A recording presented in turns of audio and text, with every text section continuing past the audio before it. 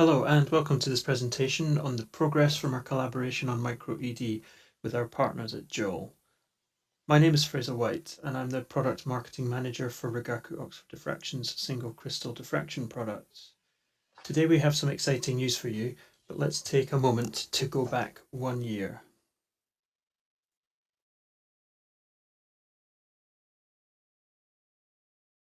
So on the 25th of May 2020, Rigaku and JEOL were both seeing the potential held in MicroED for the crystallographic community. And with the strengths of Rigaku in single crystal diffraction and the strengths of JEOL in electron microscopy, we formed a collaboration to explore new products for the MicroED community. Together over the last year, we've been working towards this goal, and I'm very pleased to say that we have something very nice to show you today. Now, some of you may not be so familiar with MicroED, and in fact, the cutting edge of X-ray diffraction for that matter. So let's take a moment to recap on what's possible with each. So our current lineup of X-ray equipment allows you to study a wide range of sample sizes. The Crystal Lab Mini over here on the left is a fine focus instrument. And if you were looking for a good sample size to match it, you'd be looking at something like this on the order of 300 microns across. That's not to say that it can't study bigger or smaller crystals. At the opposite end of the scale, we have the Crystal Lab Synergy Custom with the FRX source. With this system, we're pushing the boundaries of single crystal X-ray crystallography, and with it we can study samples as small as 1 micron in the smallest dimension. This picture here is a crystal which is 3 by 2 by 1 microns, from which we have been able to solve the structure with an FRX. However, this is right at the limit not only of what we can measure today, but also what we can practically see and mount on the system. So what if we wanted to study smaller samples than this? Well, this is where MicroED can help us out. MicroED sits on the other side of this 1 micron barrier that I've drawn in here, for reasons I'll cover in a few slides. So just to give you a brief idea of the scales we're talking about here, if we use the tallest building in the world, which is currently the Burj Khalifa, to represent a sample we'd use for the Crystal Lab Mini, what kind of size building would we need to represent our FRX instrument? So it's something a bit smaller than a typical house. And to represent that, I found this very proud homeowner sitting in his luxurious home. So how about our MicroED sample? Well, here is a slightly less luxurious doghouse, but the owner looks quite happy in there nonetheless. So MicroED presents us with some challenges. Electrons interact very strongly with matter, and this imposes an upper limit on the size of the samples that we can study for a couple of reasons. The first is that it only typically takes a very small crystal to act as a beam stop and completely stop the beam. And you can see this when you're visualizing the samples. So in this image down here, you can see very dark means that the electrons are not passing through. So the second is dynamical diffraction, and this is where the electron beam is diffracted multiple times on its path through the crystal. This complicates things dramatically, and the thicker your crystal, the more dynamical effects can cause problems for your structure, solution, and refinement. So that favors a thinner crystal as well. Another issue we face here is sample decay. So unsurprisingly, hitting your crystal with a high power, highly charged beam tends not to be too good for it, and we see significant sample decay. This can be slowed a little with cryocooling, but it's still something that we have to think about and something that happens while we're looking at the samples and running diffraction experiments on them. So lastly, we have to do all of this in a vacuum, and that's because any gas in the path of the electron beam will also absorb and diffract it. So it doesn't take much to stop the beam or to ruin the data. And just to point out on the right here, I have a couple of crystals that are good sizes for electron diffraction experiments. So the smaller is generally better, but this one will still work too because it's quite transparent.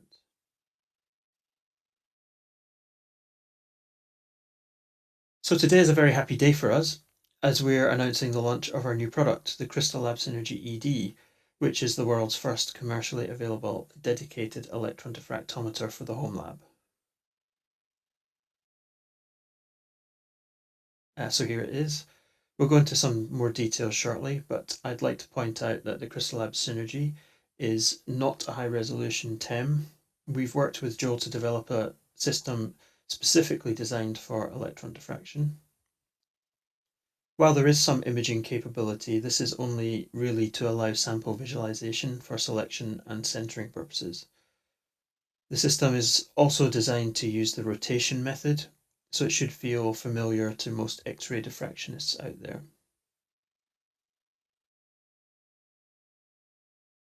Inside the Crystal Lab Synergy ED, we have a JEOL 200 kilovolt electron gun, and that's in a vacuum column with beam shaping and focusing optics also from JEOL. And at the other end, we have the Hypix ED, which is a special Hypix family detector optimized for use in electron diffraction. As this is an HPAD detector, the benefits of zero readout noise and zero dark current are built in for high quality data, and we also have zero dead time mode to ensure that there's no signal loss between frames. The sample stage offers XYZ movement and a tilt axis.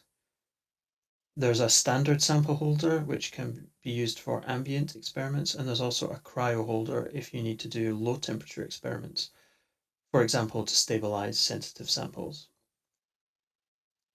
The system is built in a vertical arrangement in a compact floor standing cabinet, both for mechanical stability but also so that it will fit nicely into X-ray diffraction labs without any special requirements of an electron microscope.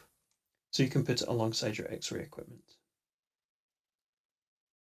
So I also want to say that the system is controlled and operated by Chrysalis Pro. So for the crystallographic community, you should find using the Crystal Lab Synergy quite familiar, but intuitive in the areas where it differs.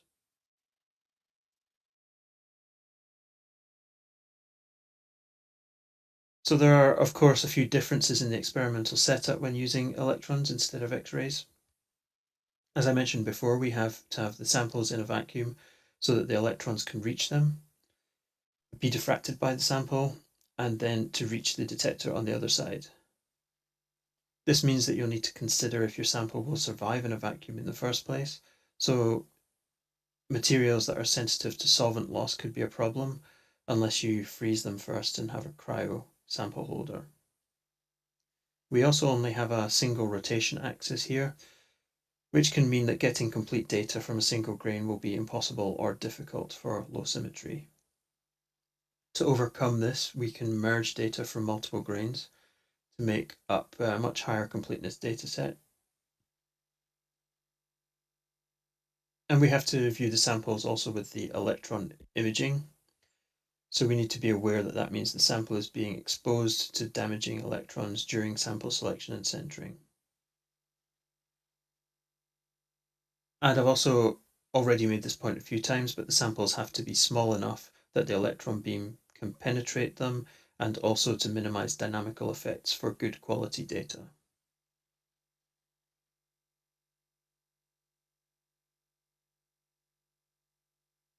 So next I'd like to show you the various stages of an experiment as best I can in presentation form. Unless you have a sample that's already a very fine powder, we typically have to grind the crystallites to get them small enough for successful measurements. So that can be done quite easily by simply grinding some of the sample between two glass slides, like you can see at the top here. And once that's done, we need to get the sample onto a sample grid, which looks like this.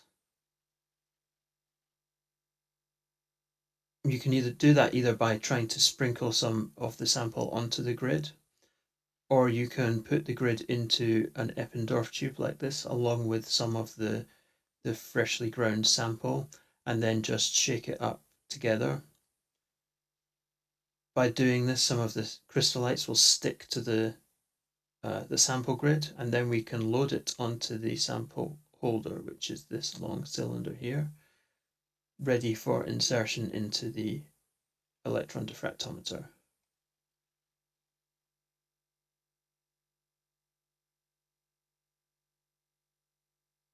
So next we need to insert the sample into the instrument, and my colleague in Japan, Dr. Akihito Yamano, kindly recorded this video for me using our prototype instrument in Japan to show how this is done.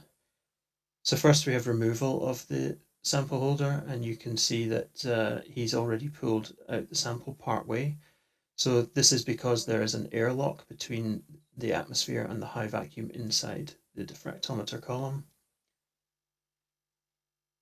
Once he's pulled it out, we'll show you how to reinsert it. So you can see now that he's putting the sample holder back in. And in a second, he'll switch on the airlock pump to evacuate the airlock. So this takes a few minutes for the vacuum to reach a good low level. And I've shortcutted the video here so that you don't have to sit and watch the whole process. But when the system is ready, you'll see the LED light here will light up, and that tells you that you can then complete insertion of the sample holder into the device. So you'll note that he's turning the sample holder as he goes through. That's to allow it to be inserted through or removed without breaking vacuum.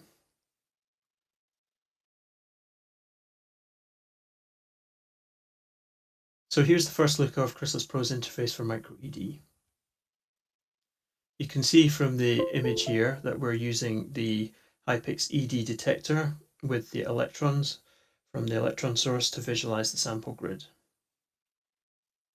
So the Hypix ED is also used for recording the diffraction data, of course. And as we're using electrons in both cases, we need to make sure that we can keep the dose as low as possible when we're looking for a sample. Chrysalis Pro will automatically change the diffractometer settings to try and do this. So there are presets for the visual mode and the diffraction mode, although the user is free to override those if they prefer, but the defaults are designed to minimize the dose as much as possible when it doesn't need to be high. When you're in diffraction mode again, Chrysalis Pro will use the appropriate settings to achieve good diffraction, but again the user can change this preset if they wish to.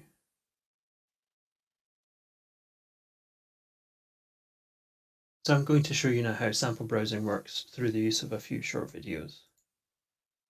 So this is the view that you'll get when you're in the visual mode. And from here there are a few ways to navigate. So the first is to simply click on the image where you want to browse to, and that position will be brought under the crosshair. So the crosshairs here show you where the beam is, and they also give you an idea of the scale. So the diameter of this circle here is 4 microns. As you can see as the video loops, that you just click on the sample that you want to get to the beam, and Chrysalis will bring it to the right position. If you prefer or you need to fine tune, then you also have step movement, so you can use the up, down, left, right buttons and these buttons that are on the outside to make small, medium or large jumps in each direction, and you can also go in diagonal directions as well. There is also a neutral, XY neutral button, which brings the sample stage back to the neutral position, which is kind of like the starting position or the home position if you prefer.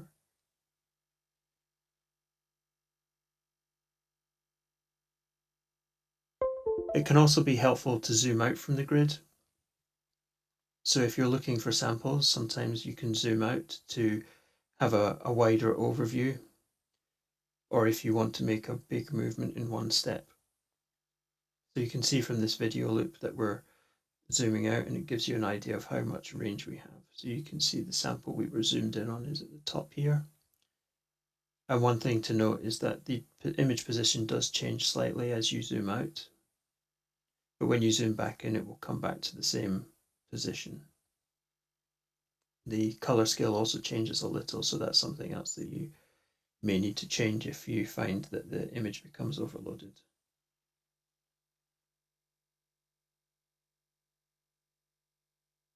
So you should always center the samples in the standard view, because that way you know where the beam is. So if you need to move even further than that, we also have the Minimap. So this is a low magnification snapshot image of the grid, which you can take at any time. And then that will be stored so that you can easily jump around on the sample grid. We also have markers which you can use to see where you've been on the grid. So these little red dots are the markers, and this will give you an idea of which parts of the grid have been exposed to the electron beam. So if you need to find an area which has not had a high dose yet, then you can use this information to quickly and easily find somewhere and navigate to that part. So this also works on point and click navigation, with the added step that we have a go to selected button here. So once you've clicked on the image on a position that you want to go to, rather than simply moving, you have to then press go to selected. And this is done to prevent accidental clicks from causing you to lose your place, or if you were on a good sample and you click by mistake on the Minimap and lose that sample by mistake. So once you've found a good looking grain, you'll generally want to see if it will diffract. So you can do this in a few ways. The most obvious is to take one diffraction image, which is this button here, and that will allow you to record a still image for a given time period. So you only need to click once, and then you can enter the exposure time you want, and Chrysalis will switch modes and record the image, and then blank or shutter the beam to prevent damage to the sample. If you like what you see, you can then continue to an experiment if you've already centered the sample, or you can return to the visual mode to center it, or if you need to find something else.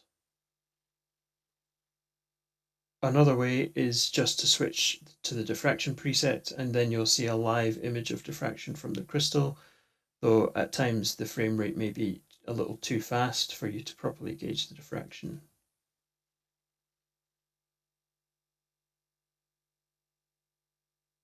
Centering is a little different to an X-ray diffractometer.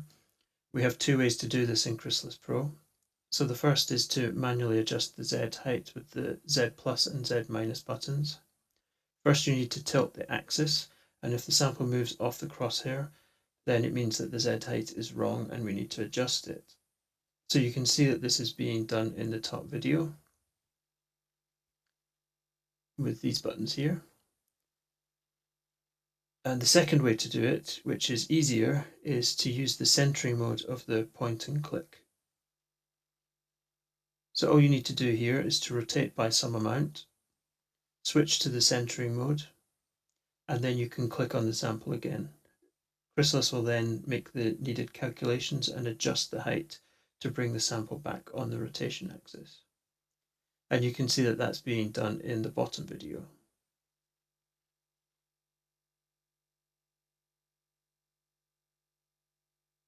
When you have a nice sample and you have it centered, all that remains is to run your diffraction experiment.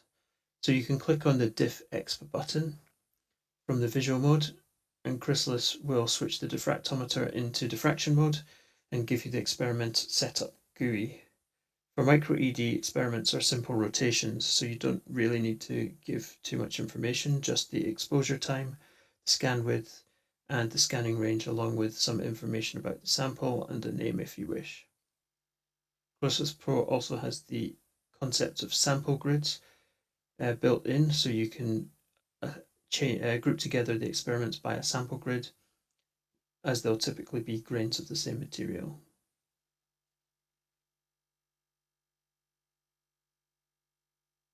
The diffraction experiment then proceeds just like an X-ray experiment. So that means that we have concurrent automatic data processing and even the possibility of AutoChem being run. One difference to X-ray, though, is that due to the limited sample access, we will often need to merge the data from multiple grains to get the completeness up to an acceptable level. So dataset merging is now easier in Chrysalis Pro, and there's a GUI which is at the bottom here, which lets you select multiple datasets to merge and output a file for refinalizing to apply all of the corrections and scaling to get the HKL file for structure, solution, and refinement. Okay, so I wanted to now show you some of the data from the Crystallab Synergy ED to show you what can be done. So up until quite recently, I was a complete novice with electron diffraction. And after having a short driving lesson from some of my colleagues in Japan and in Poland, I was able to produce this data. So this was my very first data set, actually, or rather data sets, I should say. So this is 7 data sets merged together. You can see them at the top here. And these were collected in a batch, so one after the other with a few exceptions. So there were about 10 grains in the run, and 3 of them turned out not to be good. But the other 7 were quite good, so I merged them together, and this was the result that I was able to get. So I just wanted to, before showing you the final result, show you that even the hydrogens show up nicely in the difference map, so you can see them here. And the ADPs are all very nice. And this is the final structure. So you can see that the FOBS F calc graph here is very nice. We got quite a low R factor here, and this was refined using electron SFAC instructions. So I did use some omits, and I didn't want to go too crazy with those. It was possible to reduce this number a little bit lower, but I decided to be a bit more conservative for this webinar.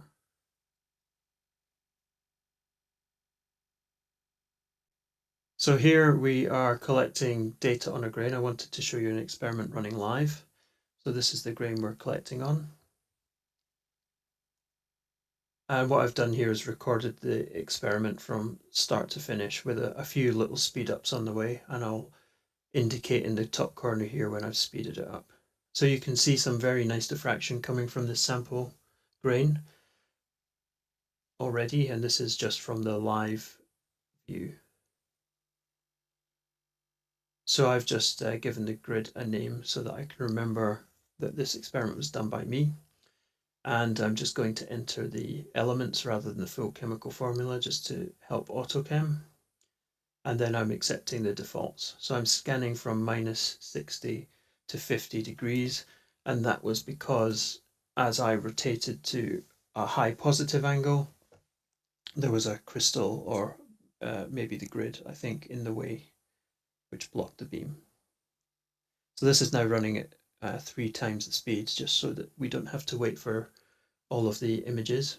And you can see at this point, I'll just pause it quickly to show you that the rint that we're getting is 8.9%, which is very nice.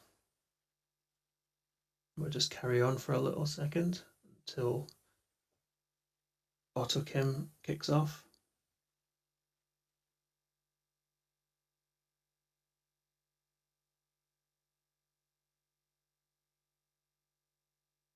So you can still see very nice diffraction coming in. And there you go, you can see AutoChem solving the structure. So I've just paused that again to show you that the R1 at this point is about 20%.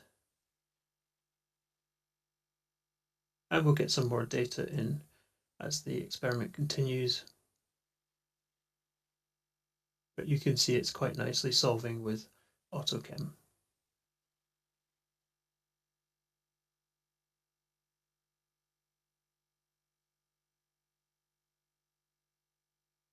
So of course some of the atomic assignments are not entirely correct here. So if we make those changes and also manually process the data to try to get the best possible results, this is the results that we were able to achieve from that sample. So remember, this is a single grain, and we collected from minus 60 to plus 50. And from that, we managed to get a completeness of 62%. So normally we would then go and find another grain and merge the data together to bump that up. But for the purposes of showing you an experiment from start to finish, I left it as is here. And from the single grain, we got an R-int of 7.9% after manual processing, and that brought our R1 down to 15.07%. Again, we're using the electron SVAC instructions here. And you can see that the initial solution and with anisotropic refinement of the main atoms, you can also see the hydrogen atoms showing up again in the Fourier difference map. So adding the hydrogens in and then doing some cycles of refinement, refining the extinction and making some omits for some of the worst offenders. This is the final structure that we got, and this is the appearance of the FOBS versus FCalc graph. And you can see it's very nice. So even for single grains, we can get quite good data and solve and see structures quite nicely. So I just want to thank you all now for attending and listening to me. I wanted to make a few points just before finishing. So the Crystal Lab Synergy ED will be on sale from the 1st of June. So that's about 1 week from now. So I'm sure you're all interested to know the price. And for that, I'm afraid I will have to direct you to your local sales organizations. And lastly, we will have limited demo capacity at first. So at the moment, we only have our prototype in the factory in Japan to run demos on. So if you're interested, we'll do our best to accommodate you, but please be aware that we may be very busy.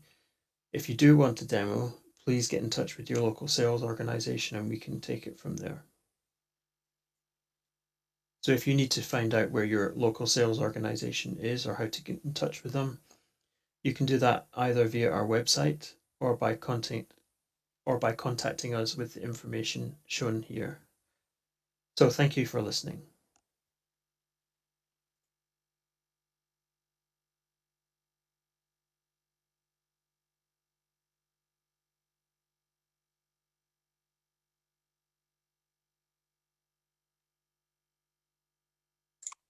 So just before we go, for the last maybe 10 or 15 minutes, we wanted to show you the system live. So this may be a little bit risky because I'm logged into a system 6,000 miles away from where I'm sitting. And we hope that the IT world will shine on us and be very helpful. I also have Matthias with me here as well. He's not with me, but he's on the call as well. And Akihito Yamano in Japan. So both of whom have been very instrumental in making this development and this fantastic product that we have. So what I'm going to do, at the moment we're looking at the screen from the microscope. I would be grateful if one of my colleagues can confirm that you can see this okay and hear me okay. Yes. Loud and clear. Yes. Perfect. Thank you very much. So at the moment we have the beam blank on. So for those of you doing X-ray, that's a little bit like a shutter in the X-ray world. And if I switch this off now, you should see an image coming live from the electron microscope. So because I have a small amount of internet lag coming to my PC, and then maybe you'll see some as well, it might look a little bit jittery, but it's generally okay. So what I can do to move around, as you saw in the presentation, you can click anywhere on the image and the goniometer will move to that position. So I can move around. And the goal that we have here is to find something that is reasonably isolated and roughly the same size, roughly the right size. So I'll just remind you that this circle here is about 4 microns across. So one of these legs of the crosshair is 2 microns. So we don't really want to have something much bigger than a half of one of these legs. And there's something down here which maybe is okay, it's sitting out on its own. So we can try and see if we can see some diffraction from this. So you can just see it's sitting on part of the grid here. And as I showed in the video, to center, we can just go to some high tilt. So for the purposes of this demonstration, I'll only use 40 degrees just to keep the experiments a bit shorter. And you can see we're already quite well centered on this sample. To center it properly, we can click on this center radio button here. And now when I click on the image, this will cause Chrysalis to, instead of moving in X and Y, it will move in Z. So it makes the calculations needed based on the tilt angle we're at, and then brings things onto the right position. So I think I have a little bit of internet lag here. Let me just do that one more time.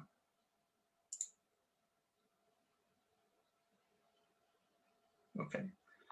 Okay, so now we have the crystal. I mean, maybe you can, it's a little difficult to see here, but it's about this size here. Okay, so at this point, we can either jump straight into a diffraction experiment, or we can have a look. Let me just, my Zoom windows are covering up my screen here. Let me just move this out of the way. So we can either go straight into a diffraction experiment here, or we can make a single diffraction image. So I'll quickly do the single diffraction image. So when we click on this, we can have a time that we choose. So maybe, let's say 2 seconds. And Chrysalis will now make all of the proper mode switches in the diffractometer to get the right settings for diffraction. And you can already see now that it's switched that there is something there. So we have some reflections showing up from the sample here. So we can proceed and run an experiment on this.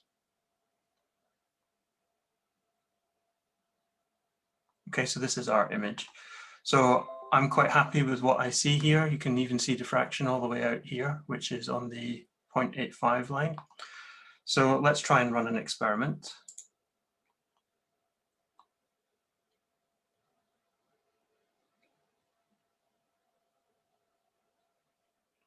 So it'll just take a second for the experiment setup GUI to show up.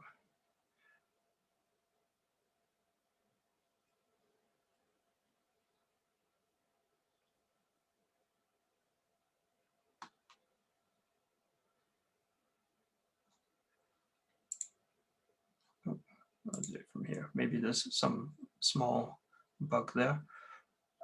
So this is paracetamol. So we can type in just a rough formula. So I'll just type CHNO. And if we wanted to, we can change the grid name or the experiment name. For now, I'll just leave those as the defaults because this is just for demonstration purposes. We can change the exposure time here. So this is in seconds per degree. So for this sample, I already did a 2-second still. So 2 seconds is probably a good number for this. And the scanning range, we can choose what that is. Again, for the sake of speed and time, I'll stick with -40 to +40. But we have the option to go between, well, the instrument will allow us to do -90 to +90, but in practice, because of the fact that there might be neighboring samples, big crystals, or the sides of the grid, it may mean that you have to do something more conservative in your scan. We can also do a scan width here. So this is 1/2 degree. We can change that. So I'll leave this on 1/2 degree for now, but if you wanted to, for any reason, you can make this a different value. And then we can just hit the Start Experiment button.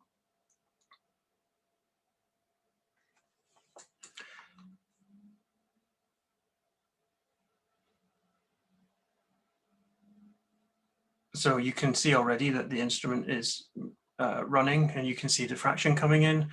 You can see here, maybe, I hope it's big enough, you can see the tilt is moving, and we have diffraction images coming in. So because this is now live, I don't have the luxury of being able to speed things up so that you don't have to sit and watch things coming in, but hopefully you're interested to see how the diffraction looks in real life. And down here, you can just see the first cycle of data processing has happened, and we have an R-int of 6%. We also have the diffraction limit showing up here as 0.88, and I should maybe point out that here we're only using room temperature. We don't have the cryo sample holder. So this is a room temperature experiment that we're running just now. So again, we've just had another cycle of refinement come in, and we have an R now of 4.5%. So this is looking like a very nice experiment, very nice sample. And hopefully on the next time through, we will see some attempt from AutoChem to solve the structure. So AutoChem will only start when there's enough completeness, and at the moment it obviously thinks it's a little too low.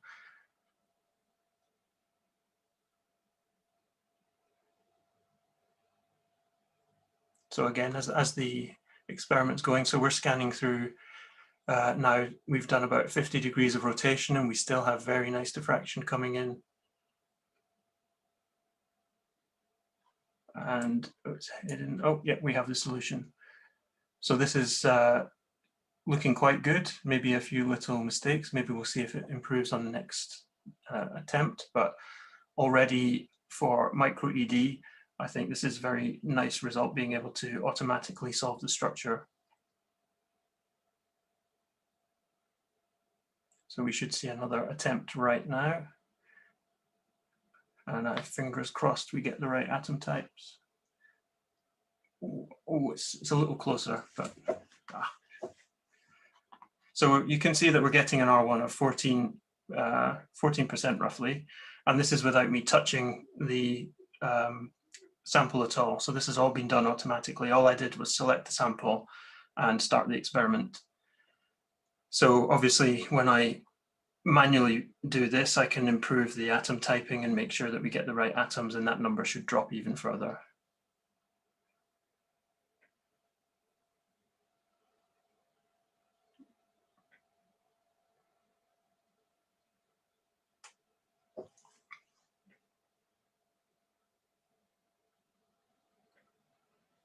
Okay, so we're close, but we still have one small mistake on the atom typing.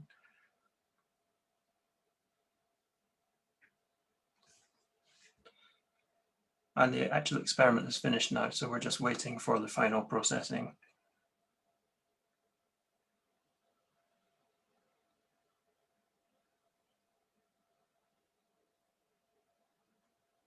Okay, so there we go. So we have one small issue with this oxygen atom. This nitrogen should be an oxygen atom, but otherwise I hope you are quite happy to see that this is possible. So that's the live demo I just wanted to give you, just to show you that this is working, and maybe just to prove that this is live, I can show you the camera, which is this has gone onto another screen, I think. Maybe if I use there we go. So hopefully you can see that this is a real system sitting in the, trying to drag the image on the monitor, but you can hopefully see that this is the real system. This is the structure there, which is here. You can see my mouse cursor moving around. So that was all I wanted to show you. Maybe Joe, we can now answer some questions if there are any. Okay, there are quite a few still remaining. So perhaps we can start with, what is the longer term outlook for larger tilts? Is the hardware limitation impossible to overcome? So at the moment we have a high tilt holder, which we have to load the samples onto a sample grid, and we are limited somewhat by the sample grid that we have, because the sides of the walls, so we have our square grid, and the sides of the walls will have some impact on how much we can tilt, because they will block the beam at a certain point. If new materials or new sample grids become available, it may be possible to overcome that to some extent, but I think for the time being we'll only have this ability to tilt between, I think the absolute maximum might be something like 75 degrees. It really depends on where the sample is sitting on the grid.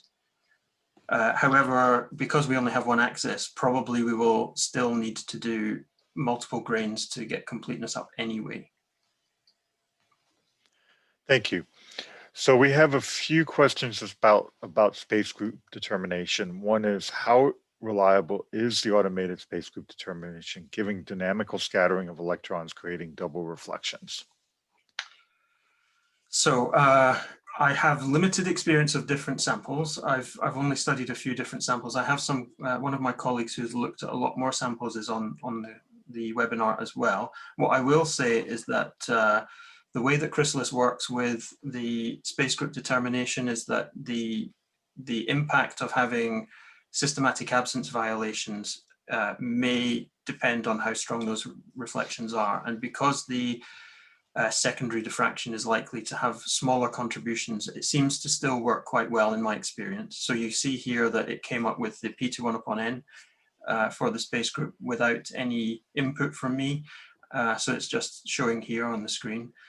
So obviously we have systematic absences for this space group, and they have not been violated to such an extent that Chrysalis was not able to determine that space group correctly. So the next question about space group is, how about merging with several non-centrosymmetric crystals? Namely, is there an automatic procedure for different combinations of non-inverted inverted data sets? This must be referring to the 22 and anamorphic space groups. Right, so Matthias, maybe you can comment on this. I mean, I think that my experience so far has mostly been with the centrosymmetric space groups. I have done some merging with other crystals and not had any issues, but Matthias, maybe you can comment. I think, you know, there is no automatic procedure to merge samples at the current stage of the project in this phase one.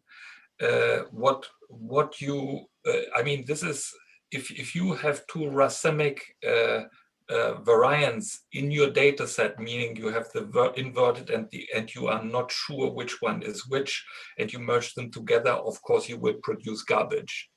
So that has to be then found by sanity checking. Yes, it is typically like this, that even in triclinic, you can reach, when you are using this scanning range, a quite satisfactory coverage that you can find the structure from a single grain and then make the cross-check for it.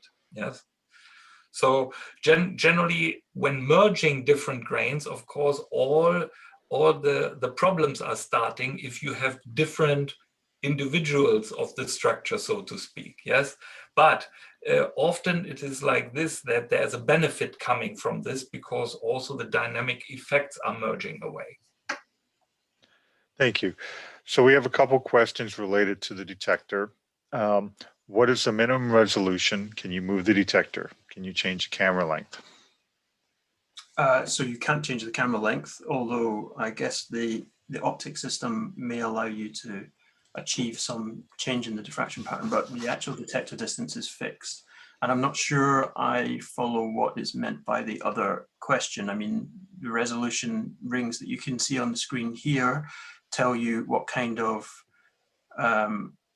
despacing we're able to achieve. I'm not sure if that's what the question is aiming at, but I think that's what it was. It was minimum, not maximum.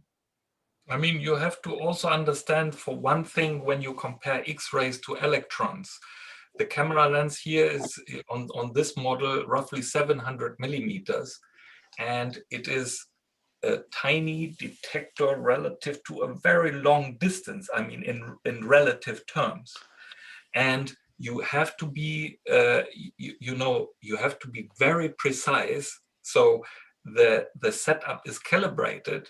And with this calibration, you can get the automation. When you change the settings, you should recalibrate again.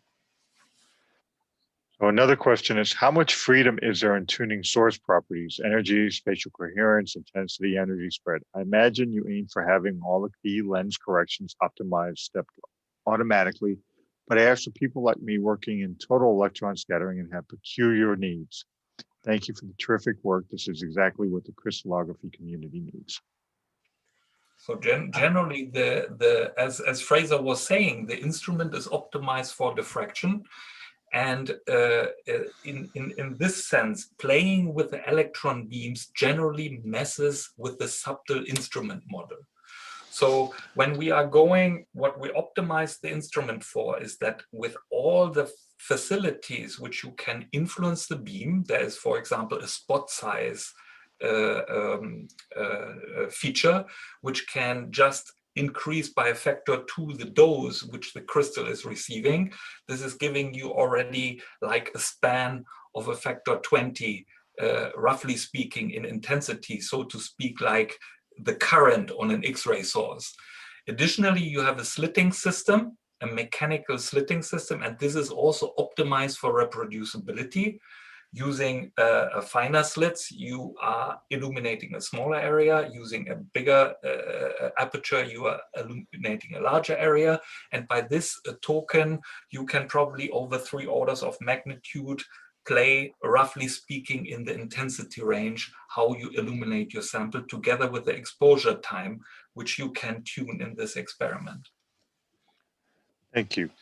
So let's change from the instrument to samples. A few questions about sample. So the methods of sample preparation does not seem likely to yield single crystals, but rather crystalline conglomerates. What is the time on average required to locate a sufficient number of crystals grains for acceptable refinement for crystal structure of particular symmetry? So let's talk monoclinic like you did with paracetamol.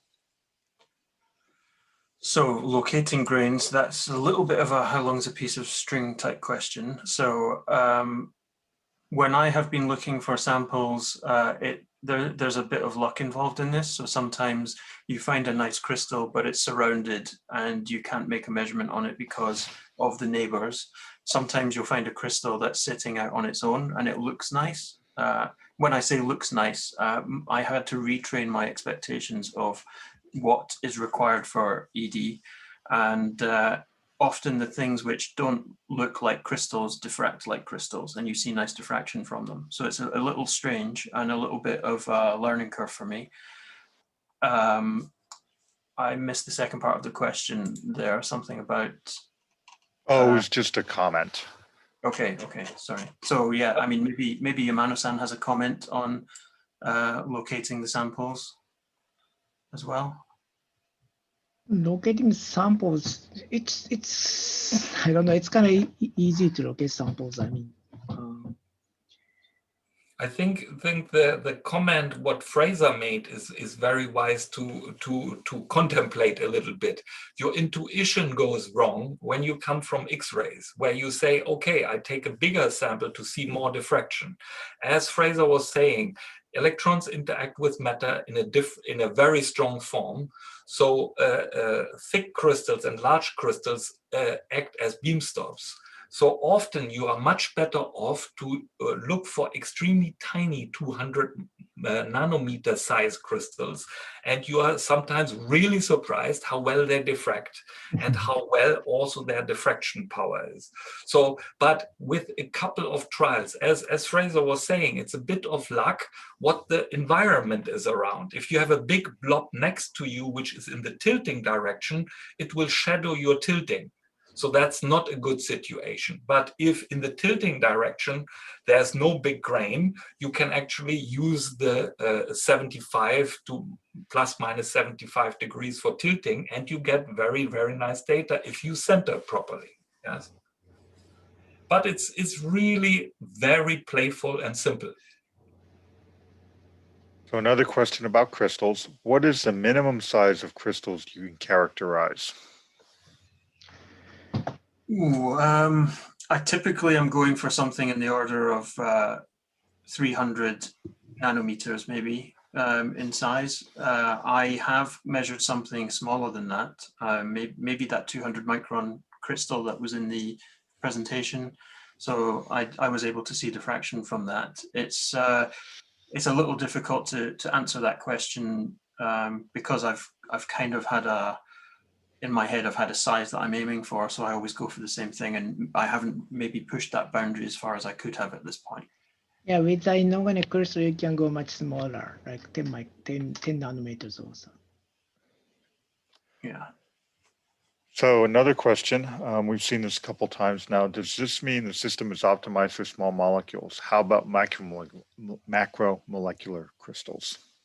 Yeah, actually, we have collected the data for protein crystals. It was exact. It was a P1 lysozyme crystal, and it was small. All right, another question. Have you tested heavy atom structures? For solid state electron diffraction, one normally only illuminates a corner of the crystal. Can you do this? Yamano-san? I think, yeah, it's possible, but I think it's kind of difficult to get sufficient completeness. Maybe you can merge some data set, then you can solve the structure. Well, I'd like to remind us that we have done platinum compounds with this and Correct, gotten yes. very nice results. So the answer is yes, we have done some heavy atom structures already. I think the problem, what Fraser was saying, of course, when you have such a more, let's say, oxide compounds, which are much more stable, the platinum compound, which we looked at, resisted very nicely the electron beam, and you could choose extremely tiny samples to get good diffraction.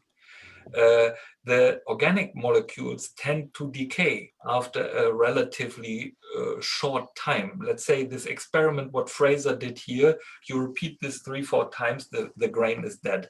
While with the platinum oxide compounds, you could illuminate them much longer before they decay. Another question, the FOBS